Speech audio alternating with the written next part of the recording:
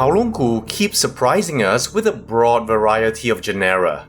Unannounced even earlier than the Darcentrurus is that one sea monster that keeps rearing its ugly head in company offerings.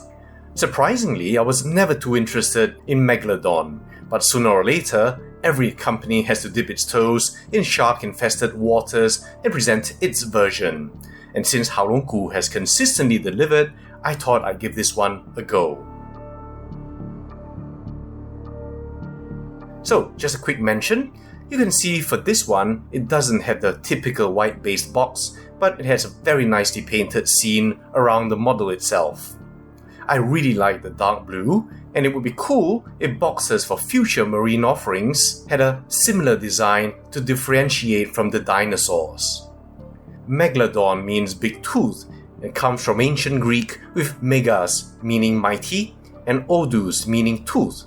And big tooth it is, because here's a Megalodon tooth compared to that of an extant white shark. Megalodon has been estimated to be anywhere between 16 to 20 meters, or 52.5 to 65.5 feet long. This model is about 22 centimeters, or 8.7 inches, making the scale about 1 to 72 for the lower 16 meter estimate. Unfortunately, I don't have a 1 to 72 scale humanoid to show you, but I do have my David Krentz 1 to 72 T-Rex, which gives you an idea of how awesome Megalodon may have been.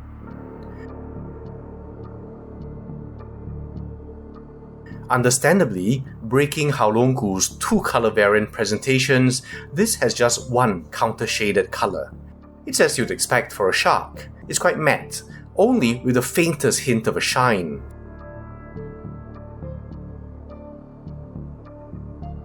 I really like the way these two colors blend along this boundary, with some mottling within.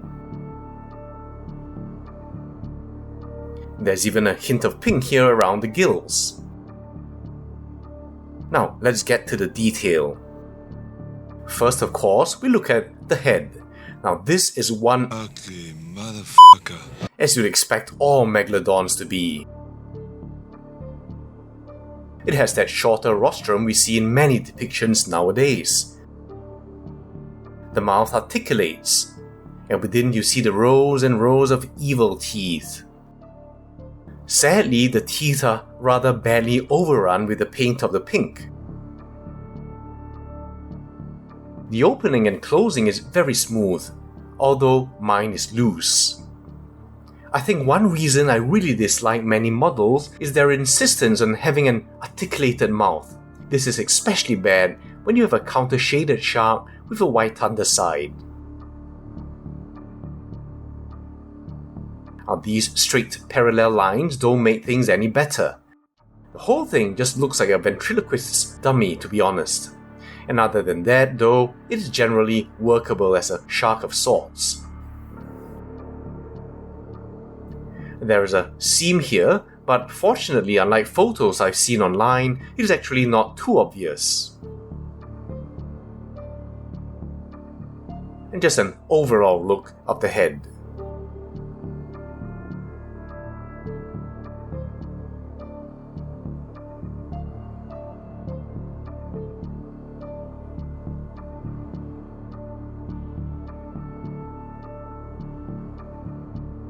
And moving down, we get to the rest of the shark. The gills are nicely done, and I like how in this area you see some of the pink of the gill shining through, giving the effect of a very nice tie-in.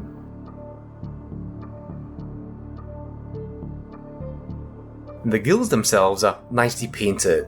I almost feel like I could peel these back with my fingers. Here you see the general form of the shark, and of course texture-wise you don't expect to see anything at this scale.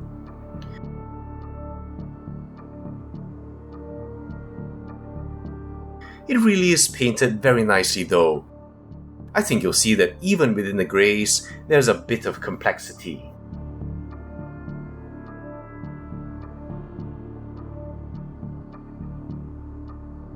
The fins are soft and pliable, and as you can see, there's already some warping. otherwise very nicely painted. I especially like the very dark leading edge of this pectoral fin. Nice details include the hints of musculature here, and the lateral line going all the way down to the tail.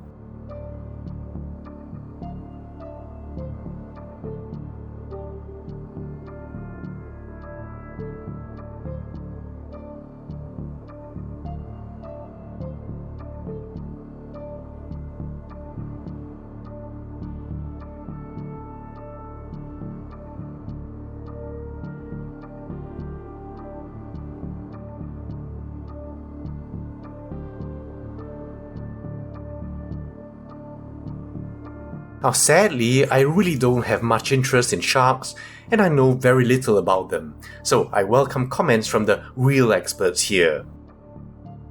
But so much for the shark itself. Now we get to the base. Now this is a very pretty little trinket. Translucent blue to give the illusion of water.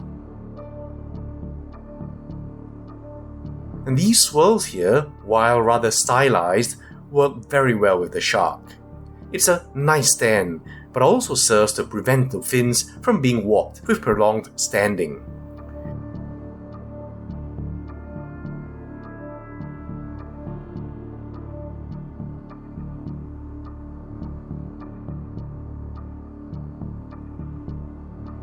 It certainly is a nice idea and does away with any obvious stand support.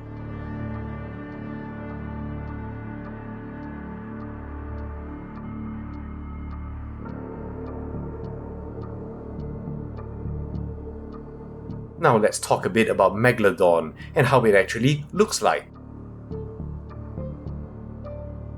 Now previously, Megalodon was believed to be ancestral to the extant great white, that's Carcharodon carcharias, and classified as genus Carcharodon under Lemnidae. This was understandable given how similar their teeth look, and hence Megalodon was originally named Carcharodon megalodon, and it used to be depicted just like an upscaled great white. And if you place these teeth in proportionately scaled jaws, you get the most awesome exhibit. However, this was soon called into question. While both Megalodon and great white teeth look similar, the form of the serrations differ. In the great white, they are triangular, irregular, and jagged. In Megalodon, they are rounder and finer. Also, Nyberg et al. In 2006 conducted morphometric analyses of 4 sharks. Now for those of you interested, these were the 11 landmarks they used for their Procrustes analysis. We have the extant great white, Carcharodon carcharias, we have Megalodon, we have Isurus hastalis, an extinct mako shark species, and then the Sakako specimen, which refers to another weakly serrated form of Isurus. And you'll see that the toothed specimens from Megalodon cluster distinctly away from the other 3 groups, with no overlap in the shape variance whatsoever. Meanwhile, look at how the variances of the great white Carcharodon carcharias cluster closely with those of Isurus hastalis and the Sakako specimen. And taken together, the teeth of the great white are more similar to extinct mako sharks than to Megalodon. And so it is from them it probably evolved from, and not Megalodon. Now I don't want to bore you to tears, but for various reasons, Megalodon was moved from Lemnidae to the genus Carcharodon and named Carcharodon megalodon for a while, and you may still see this name in the literature. And then later, to avoid something called paraphyly, the genus Carcharodon was subsumed under Otodus under Otodontidae, and hence Carcharodon megalodon became Carcharodon megalodon and then Otodus megalodon, which is what Megalodon is currently known as and what you see here printed on the box. In any case, once moved, it gave freedom to the fantasy of what Megalodon might actually look like, besides simply an upscale great white. Lemniformes has 15 extant species, with bioplants as varied as the great white, the goblin, the basking, the megamouth, and the thresher. The question is, which one did Megalodon most closely resemble? First, let's get the obvious out of the way. Megalodon cannot have been a perfectly upscaled white simply because the proportion of organ size to body size changes as an animal increases or decreases in size. In addition, some proportions simply will be different. For example, there's evidence that Megalodon used a ramming method of hunting, as suggested by traumatized whale vertebrae found in association with Megalodon teeth. The rostrum has been suggested to be blunter than the proportionate equivalent in a great white, in order to better take the forces of ramming. And if it happened to ram nose first into an animal, it was even more important that the nose not be too long or it would break on impact. So Megalodon has often been depicted with a really blunt nose. You see this as far back as 1996, where Gottfried et al. Reconstructed Megalodon with a shorter, blunter nose and thicker skull than the great white, as redrawn here by R. Aidan Martin. When it comes to fins, again simply scaling everything up doesn't work. The pectoral fins need to be longer to support the increased volume. The tail fluke would also have to be relatively larger to propel the much larger volume of the shark. Based on these ideas, we can come up with something like this by the artist Cublivians at DeviantArt. But perhaps my favorite study is the one by Cooper et al. In 2020. They reasoned that knowing that Megalodon had serrated teeth, fed on whales, and most likely endothermic, we could focus on the lamniform sharks with these same traits, and that narrows it down to 1. The great white, 2. The mako species Isurus oxyrhynchus and Isurus paucus, the salmon shark, and the porbeagle shark. And because Megalodon is not the direct ancestor of the great white, any of these 5 can be equally related. And we can use these 5 species to understand various dimensional relationships to body length. And the first thing that Cooper et al. Did was to test for allometry. Allometry refers to how, as an animal grows, different body parts may grow at different rates. For example, positive allometry is when a body part grows faster and hence gets proportionately larger as the animal grows in size. For example, the horns of some beetles. Negative allometry is when, as an animal grows, a body part grows more slowly, which is why animal babies often have relatively larger eyes but smaller eyes as adults. And as you can imagine, this really complicates any extrapolations you might want to make between different extinct genera. Cooper et al. Tested for allometry both within and between species by modeling 24 anatomical measurements, and happily there was no evidence of allometry found in these measurements, and all showing positive linear relationships with total body length. And so now we have to figure out total body length. The total length of a shark has a strong linear relationship to the crown height of its teeth, and the form of this linear equation is one you may recognize from school. Y equals mx plus c, and here y is the total length of the shark, m is the gradient between the total length y and the crown height x. And the constant c changes depending on the position of the tooth in the jaw.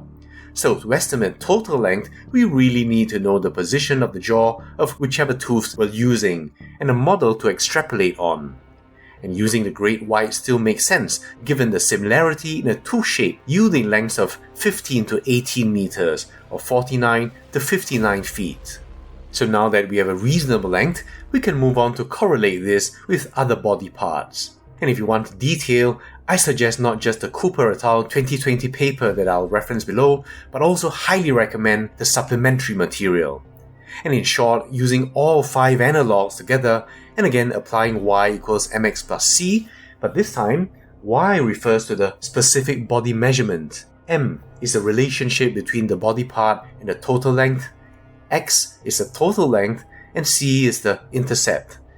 And we get for a 16 meter or 52.5 foot individual, we arrive at the head being 4.65 meters or 15.25 feet. The dorsal fin is 1.6 meters and 5.25 feet tall, almost the same height of many ladies. The tail is 3.85 meters or 12.5 feet.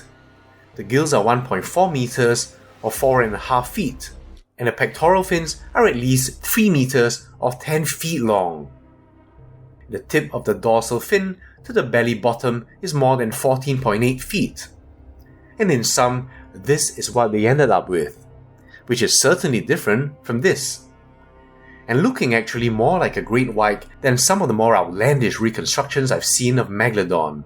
In fact, Cooper feels quite strongly that despite their different ancestries, Megalodon would still have many characteristics of the great white, dismissing ideas that it may have looked like a basking or a sand tiger shark. Now I think if you compare our Haolonggood to the Cooper reconstruction, you'll see some differences. The pectoral fins should be longer and more voluminous. The blunted rostrum could be extended a bit more, the shape of the tail fin. It's a bit hard with this arch to discern the resting shape of the body, but in general I think there are similarities, certainly more than to this idea. Now again, I know very little about sharks, so some of you experts will no doubt weigh in with your more intelligent comments, and I look forward to reading them. Now, so much for the science, let's get to the comparisons. And here, unfortunately, I have hardly any other Megalodons to compare to. As I said, I'm not interested in the genus, so I've only got this small PNSO. And you can see it's definitely a different aesthetic. A much stockier animal, with a slightly more in-your-face pattern here. And you can see what I was saying in a previous video. The current standard of painting in Haolonggood equals, and in some cases exceeds, the PNSO of 2 or 3 years ago. It's also got this little... I forgot what this is called, but you see this little arrowhead here, which incidentally you see in the Cooper et al. Illustration.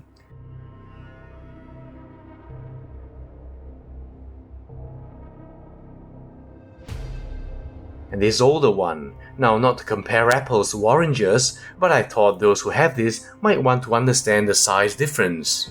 The paint application on this one is certainly nowhere near PNSO as it is now. But I also wanted to highlight how much better this looks without an articulated mouth and the accompanying seams.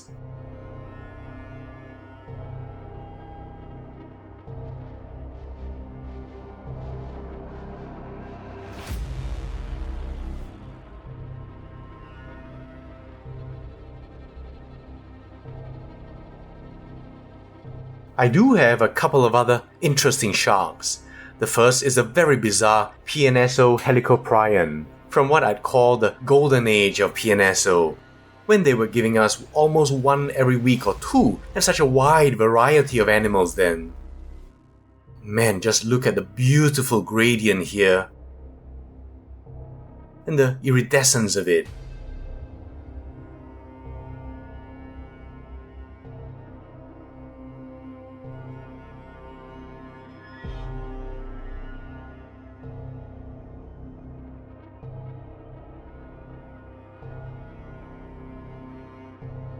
Then we had the Cratoxyrhina, very beautiful, very aesthetically pleasing. I just love the metallic look of it. But here I think you'd agree that even with a more matte appearance, the Haolonggood still looks very good, with just a subtle shine. Again, we see what a difference having no articulated jaw seam makes.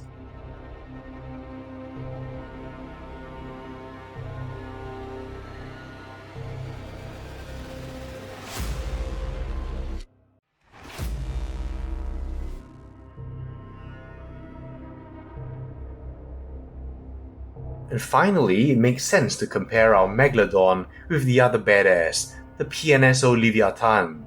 Now, based on 16 meters, unfortunately, it doesn't scale with our Haolonggood Megalodon today, which in 1:45 should be about the same length. A real pity.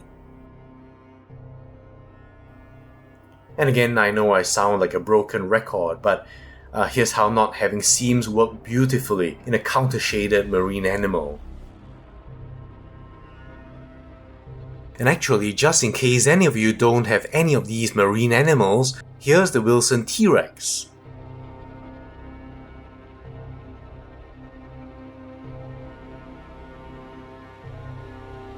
And the Cameron T-Rex, for an idea of size.